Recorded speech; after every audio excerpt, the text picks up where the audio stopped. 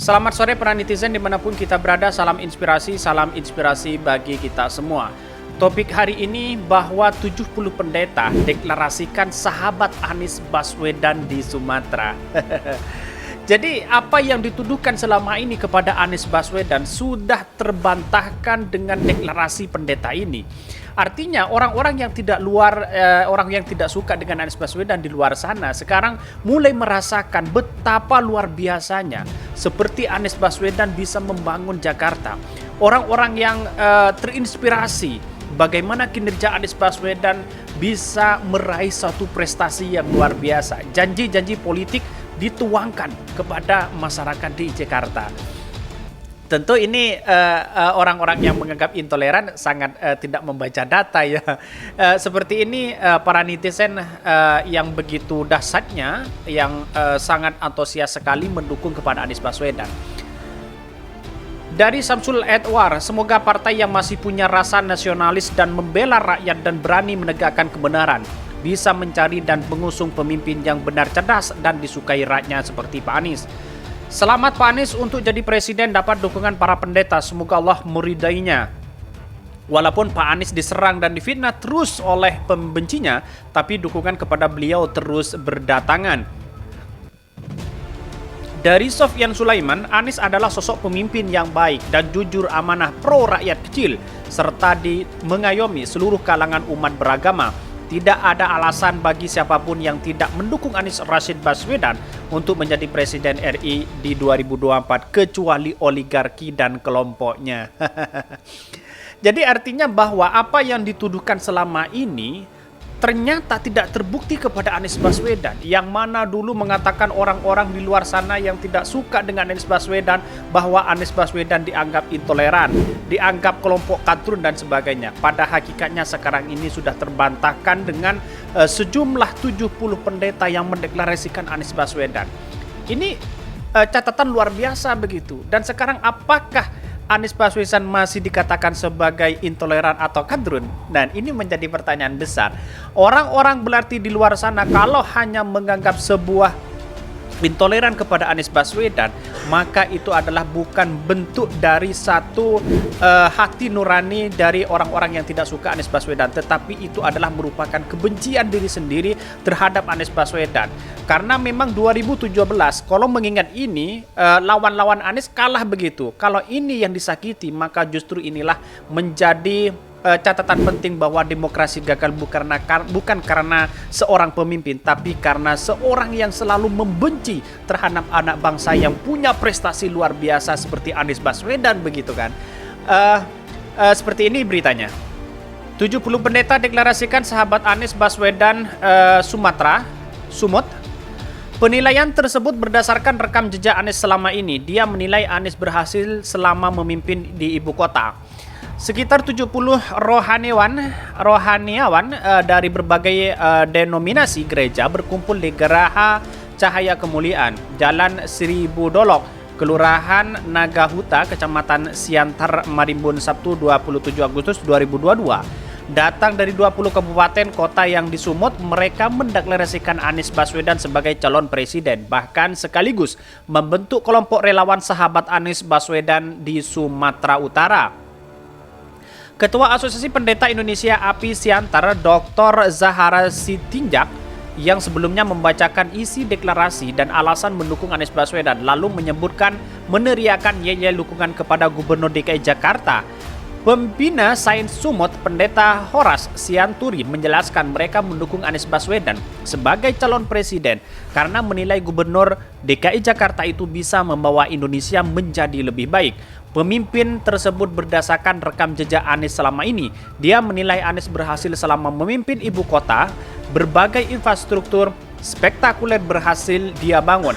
Misalnya Jakarta International Stadium JIS.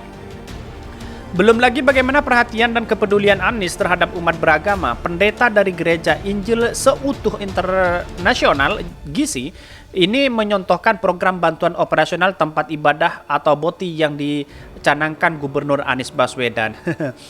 Jadi selama ini tidak terbukti begitu apa yang dituduhkan kepada Anies Baswedan, dan bahkan Anies Baswedan saat ini mendapatkan apresiasi luar biasa. karena bisa melakukan infrastruktur, bisa meratakan satu antar golongan dari kaum gereja, Islam dan sebagainya. Semuanya dapat bantuan tanpa ada golongan-golongan tertentu yang yang dibantu oleh Anies Baswedan begitu kan. Artinya adalah persoalan intoleran atau tidak ini sudah terbukti, sudah terbantahkan dengan apa yang dilakukan selama ini dari Anies Baswedan itu sendiri begitu kan. Dan bahkan beritanya mengatakan bahwa bahkan Anies juga merevitalisasi gedung gereja Protestan di Indonesia bagian barat, GPEB Immanuel di Gambir, Jakarta Pusat, dan menjadikan sebagainya cagar budaya.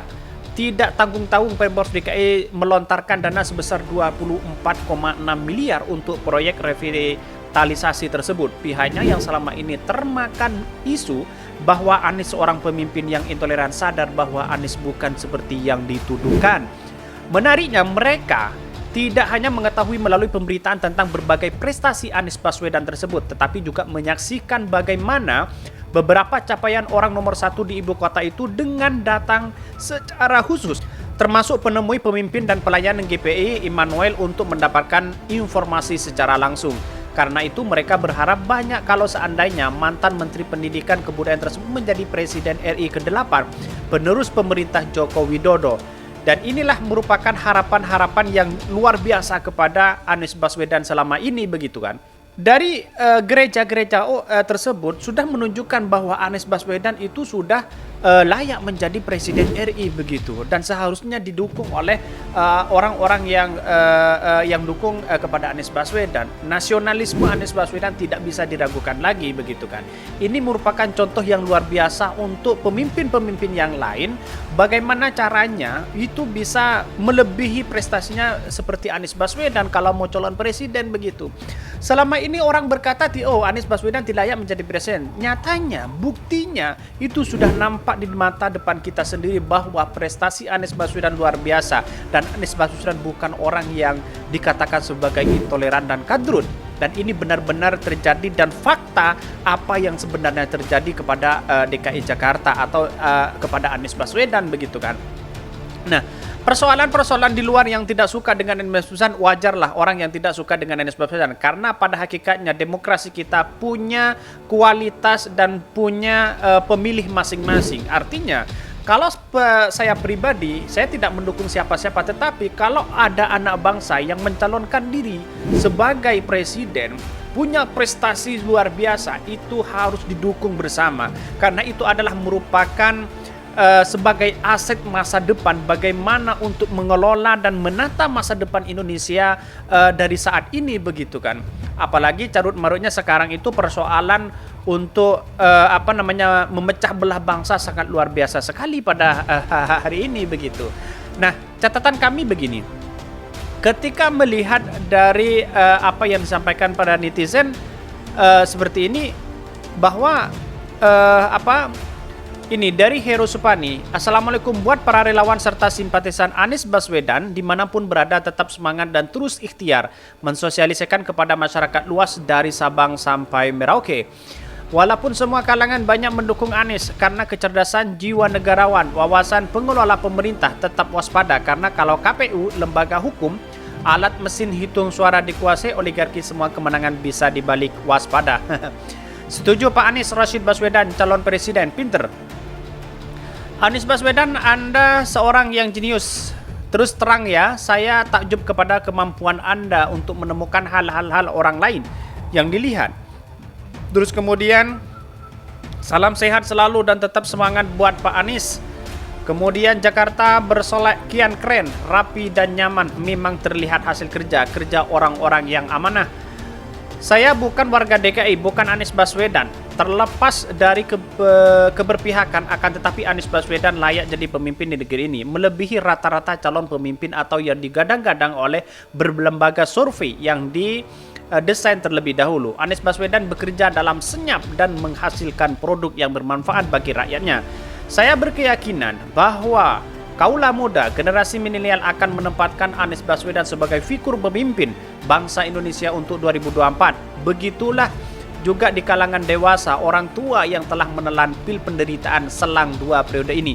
Mereka tahu betul-betul apa yang harus diperbuat untuk dirinya dan anaknya, menempatkan pemimpin bangsa agar selamat dan bahagia di atas keadilan. Jawabannya hanyalah Anies Baswedan. Sungguh luar biasa sekali ya, cukup menarik sekali. Kesimpulannya adalah bahwa siapapun anak bangsa yang punya prestasi luar biasa, mari kita dukung bersama-sama. Karena bagi kami, saya tidak mendukung siapa-siapa begitu, tetapi kami melihat rekam jejak, melihat prestasi, melihat kemampuan orang untuk mengelola Indonesia dari masa ke masa untuk Indonesia yang lebih baik. Inilah yang patut kita pilih begitu. Artinya kalau kami pribadi tidak mendukung siapa-siapa, jujur, tetapi kami punya prinsip bahwa siapapun anak bangsa yang punya prestasi, yang punya segudang kemampuan dan kecerdasan, itulah yang harus kita dukung begitu. Banyak kepala-kepala daerah yang punya prestasi, tapi tidak semudah kalau dibanding-bandingkan dengan prestasi Anies Baswedan itu jauh. Maka disinilah yang kemudian Anies Baswedan layak sekali menjadi presiden begitu. Yang lain juga layak menjadi presiden. Tapi kita lihat apakah benar-benar pro terhadap rakyat. Seperti contoh kenaikan harga BBM ini. Mungkin itu yang kami sampaikan. Tonton terus channel Hodari Podcast Rakyat ini, karena ada berita-berita menarik dan viral setiap harinya. Salam para netizen, salam inspirasi bagi kita semua. Jangan lupa di subscribe channel YouTube Hodari Podcast Rakyat ini.